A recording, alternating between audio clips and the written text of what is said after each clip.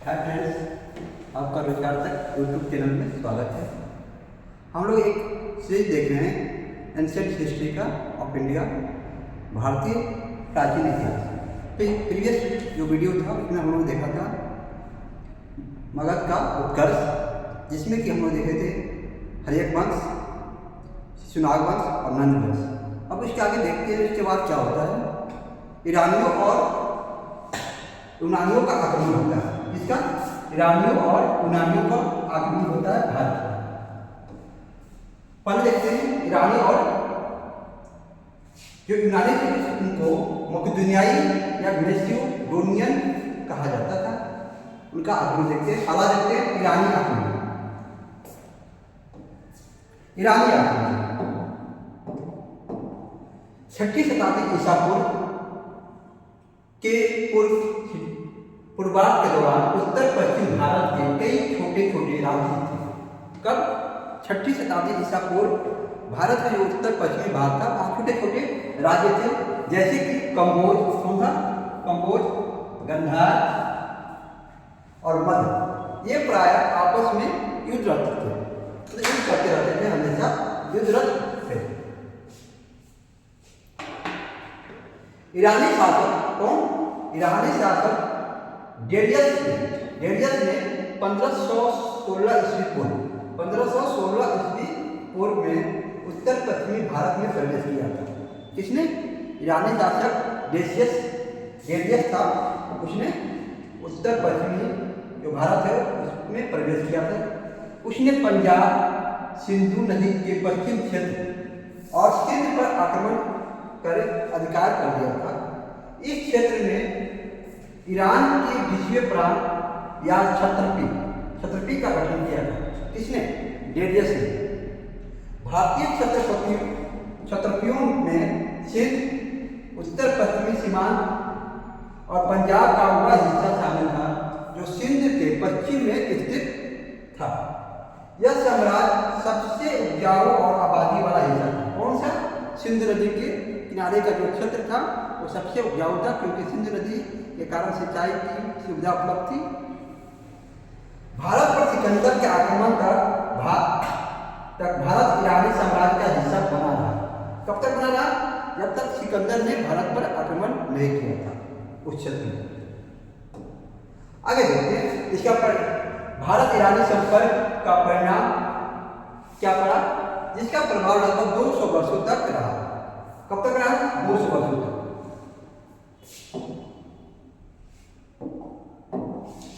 ईरानी लेखक भारत में खरोष्टी लिपि लेकर आए थे।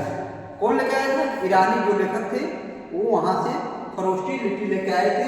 यह अरबी की तरफ दाएं से बाएं की ओर लिखी जाती थी, अर्थात दाएं हम लोग ये हुआ इधर से इधर लिखी जाती थी। मौर्य मूर्ति कला पर ईरानी प्रभाव स्पष्ट रूप से देखा जा सकता है।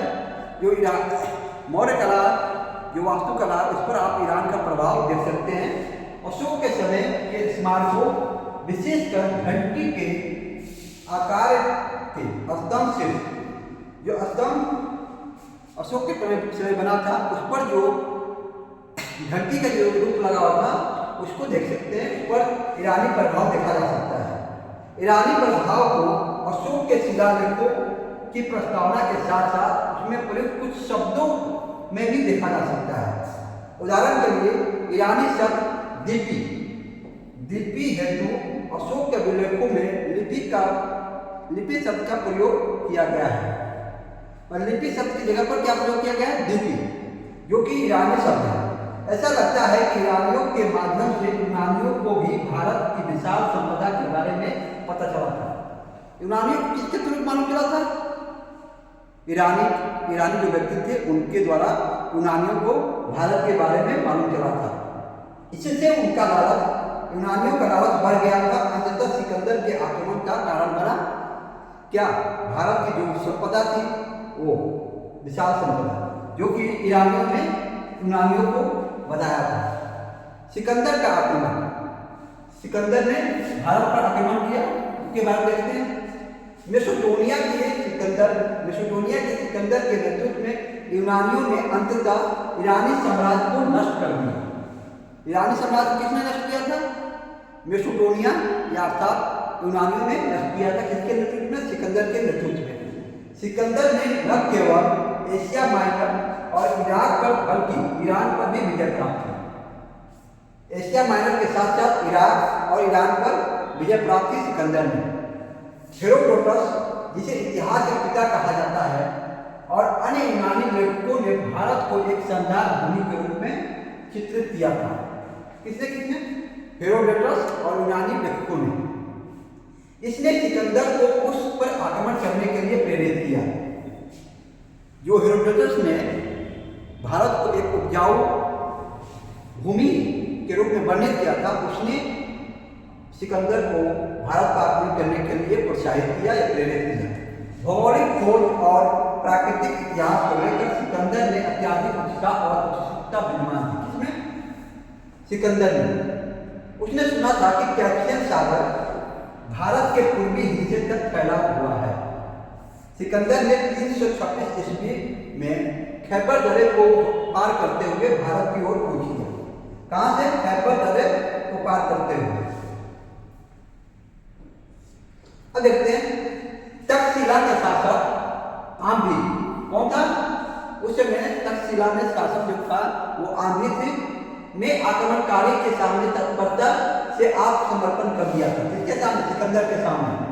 उसके सहयोग से सिकंदर ने अपनी सेना को बढ़ाया और अपने खजाने को फिर से भर लिया था। युद्ध करते करते सिकंदर का खजाना खाली हो चुका था, लेकिन आंधी के सहयोग से खजाना को पुनः भरा गया और आगे बढ़ा गया। झेलम के निकट सिकंदर का सामना किससे हुआ? पोरस से हुआ। यह पहला और सबसे मजबूत प्रतिरोध था। सबसे बड़ा विरोध किसने किया? पोरस ने। कहाँ किया? झेलम नदी के किनारे। पोरस का राज्य झेलम और चिनाब के बीच था। झेलम नदी और चिनाब के बीच पोरस जो राजा थे उनका क्षेत्र फैला हुआ था। सिकंदर ने पोरस को पराजित किया। वह उसकी वीरता और साहस से प्रभावित हुआ था। किसके? पोरस के साहस और वीरता से प्रभावित हुआ था सिकंदर। तत्पश्चात वह व्यास नदी तक आगे बढ़ा। वह और भी आगे पूर्व की ओर बढ़ना चाहता था, लेकिन उसकी सेना ने उसका साथ देने से इनकार कर दिया। यूनानी सैनिक युद्ध से थके हुए और रोगग्रस्त हो गए थे। जो यूनानी सैनिक थे, जो सिकंदर के सैनिक थे, वो युद्ध करते करते थक गए थे और बीमार पड़ गए थे, रोगग्रस्त हो गए थे। भारत के गर्म मौसम और 10 वर्ष के लगातार युद्ध अभियान के कारण वे किसी भी कीमत पर वापस लौटना चाहते थे, अपने घर जाना चाहते थे। कौन? यूनानी जो सैनिक थे वो युद्ध में इतने थक गए थे और बीमार पड़ गए थे, वो चाहते थे कि अब किसी तरह घर लौट चला जाए। ये देखिए सिकंदर के युद्ध का दृश्य। सैनिकों ने सिंधु नदी के तट पर भारतीयों के युद्ध कौशल का अनुभव किया था। जैसा कि यूनानी इतिहासकार एरियन हमें बताता है, युद्ध की कला में भारतीय उस समय के अन्य राज्यों से बेहतर थे। कौन बताता है? जो यूनानी इतिहासकार हैं एरियन, वो कहते हैं कि भारतीय जो थे युद्ध कला में अन्य राज्यों से अच्छे थे, अर्थात निपुण थे युद्ध कौशल में। विशेष रूप से यूनानी सैनिकों को गंगा पर एक दुर्जय शक्ति के बारे में पता चला था, मालूम चला था। वो था दुर्जय शक्ति मगध। कौन सी शक्ति थी? मगध के बारे में मालूम चला था, जिसके पास एक शक्तिशाली सेना थी, जिसको हरा पाना उनके लिए मुश्किल था। इसलिए उनको लगता था कि भारत में और आगे बढ़ना पूरब की ओर खतरनाक होगा। अब देखते हैं, स्पष्ट है कि यह मगध का राज्य था जिस पर नंदों का शासन था। नंदों के पास सिकंदर की सेना से कहीं अधिक सैनिक या सेना थी। इसलिए सिकंदर के बार बार आगे बढ़ने के आग्रह के बावजूद यूनानी सैनिक एक कदम भी आगे नहीं बढ़े। सिकंदर ने शोक व्यक्त किया, मैं उन हृदय को जगाने की कोशिश कर रहा हूँ जो निष्ठाहीन हो गए हैं। तो सिकंदर ने फिर क्या कहा था? सिकंदर ने शोक व्यक्त करते हुए कहा कि मैं उन वीरों को जगाने की कोशिश कर रहा हूँ जो निष्ठाहीन हो गए हैं और भय से ग्रस्त हो गए हैं। जो राजा कभी अपने शत्रुओं से पराजित नहीं हुआ था, वो अपने ही सैनिकों से पराजित हो गया। वो अपने ही सैनिकों के आगे हार गया था, मजबूर होकर उसे पीछे हटना पड़ा। इसको सिकंदर को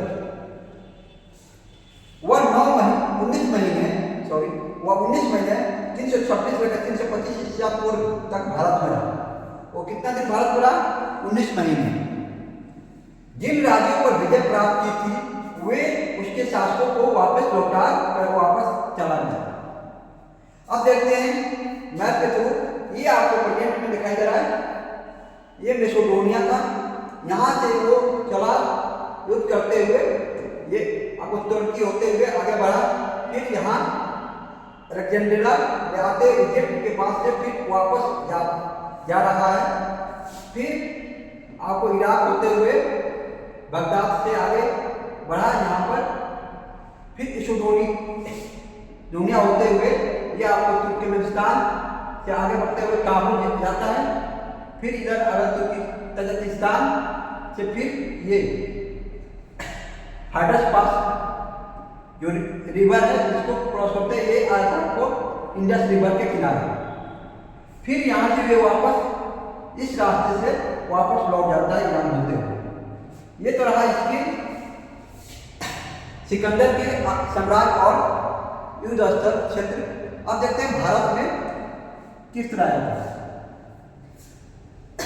कंधार से आगे बढ़ते हुए, जिसे उसे में आर्कोसिया कहा जाता है, इसको कंधार को आर्कोसिया कहते हुए आगे बढ़ता है। यह जगह है गजनी, जिसे सिकंदरिया कहा जाता था। उससे आगे बढ़ते हुए काबुल से आगे बढ़ा ये योनस होते हुए ये तक्षशिला आता है। तक्षशिला ये जो है, यहाँ से आपको नकिया होते हुए फिर वापस ये रेगिस्तान है भारत का, मुगल साम्राज्य में था। ये जब वापस लौटता है तो पाटन जगह से होते हुए और लास्ट बेला होते हुए आगे वापस अपने घर चला जाता है। अब देखते हैं सिकंदर के आगमन का प्रभाव क्या पड़ता है भारत पर। सिकंदर के आगमन ने पहला अवसर प्रदान किया था जब प्राचीन भारत के निकट संपर्क में आया था। इससे पहले तक भारत जो था और यूरोप अलग अलग थे, कोई संपर्क नहीं था उन दोनों के बीच में। ये पहली बार था जब कोई यूनानी भारत आए थे। विभिन्न क्षेत्रों में भारत और यूनान के बीच प्रत्यक्ष संपर्क स्थापना हुई थी। स्थल और समुद्र के रास्ते 4 अलग अलग मार्ग खोले गए थे। उससे पहले कोई भी मार्ग पता नहीं था। इससे यूनानी व्यापारियों और शिल्पकारों के लिए मार्ग प्रशस्त किया था। क्या सिकंदर के आक्रमण ने व्यापारियों और शिल्पकारों के लिए मार्ग खोजा। अब देखते हैं आक्रमण के कारण इस क्षेत्र में बहुत अधिक यूनानी बस्तियों की स्थापना हुई, क्योंकि जितने भी यूनानी आए थे सारे वापस नहीं लौटे थे। कुछ यूनानी यहाँ रुक गए थे। उनमें से सबसे महत्वपूर्ण जगह था काबुल क्षेत्र में एक अलेक्जेंड्रिया शहर था। कौन सा? अलेक्जेंड्रिया शहर झेलम के तट पर, काबुल के नजदीक जो था उसका नाम था अलेक्जेंड्रिया, और झेलम के तट पर बुकफेला और सिंध में अलेक्जेंड्रिया। 3 शहर आपको महत्वपूर्ण है। काबुल क्षेत्र में अलेक्जेंड्रिया, झेलम के तट पर बुकफेला और सिंध में अलेक्जेंड्रिया। सिकंदर को उस रहस्यमयी महासागर के भूगोल में गहरी दिलचस्पी थी, जिसे सिंधु के मुहाने पर उसने पहली बार देखा था। सिंधु नदी के बाद वापस लौटते वक्त सिंधु नदी किनारे होते हुए वो वापस लौटा था। यहाँ पर उसने महासागर देखा जो कि अरब महासागर था। उसके बारे में उसको गहरी दिलचस्पी हुई जानने के बारे में। इसलिए उसने अपना नया बेड़ा अपने मित्र नियार्कस के अधीन भेजा, ताकि वह तट पर पता लगा सके और सिंध के मुहाने से फरात, जिसे यूफ्रेटस नदी तक के बंदरगाहों की खोज कर सके। कौन? नियार्कस, जो सिंध नदी के किनारे, सिंध नदी के मुहाने पर फरात नदी तक के बंदरगाहों को खोज सके। सिकंदर के इतिहासकारों ने भौगोलिक विवरण दिए हैं। उन्होंने स्पष्ट रूप से तिथियां भी वर्णित की है। सिकंदर के अभियान के रिकॉर्ड एक निश्चित आधार के बाद की घटनाओं के लिए भारतीय कालक्रम का निर्माण करने में सक्षम है। उसके अलावा सिकंदर के इतिहासकारों ने हमें सामाजिक आर्थिक स्थितियों के बारे में महत्वपूर्ण जानकारी दी है, जो कि इतिहास के लिए बहुत महत्वपूर्ण है। ये सती प्रथा, गरीब माता पिता द्वारा बाजार में लड़कियों की बिक्री और उत्तर पश्चिमी भारत में बैलों की अच्छी नस्ल का उल्लेखन करते हैं, उल्लेखित है जो इतिहासकार आए थे उनके साहित्यों में। बरहीगिरी की कला भारत में फली फूली थी। बरही रथ, नाव और जहाज का निर्माण करते थे। जो बरही थे वो आपको नाव, रथ और जहाज का निर्माण करते थे। उसके कारण सिकंदर के आक्रमण ने उस क्षेत्र में मौर्य साम्राज्य के विस्तार का मार्ग प्रशस्त किया। जो किदवंती थे, उनके अनुसार चंद्रगुप्त मौर्य ने सिकंदर की सेना की कार्य प्रणाली को देखा था और कुछ कौशल अर्जित किया था। इस कौशल से उसने नंद साम्राज्य का अंत किया और मौर्य वंश का स्थापना की। मौर्य वंश की स्थापना किसने? चंद्रगुप्त मौर्य ने। चंद्रगुप्त मौर्य ने नंद वंश को खत्म करके, नष्ट करके मौर्य वंश की स्थापना की थी। ये रहे आज के वीडियो में ईरानी और मैसेडोनियाई आक्रमण के कारण और प्रभाव। अब नेक्स्ट वीडियो में हम लोग देखेंगे मौर्य वंश।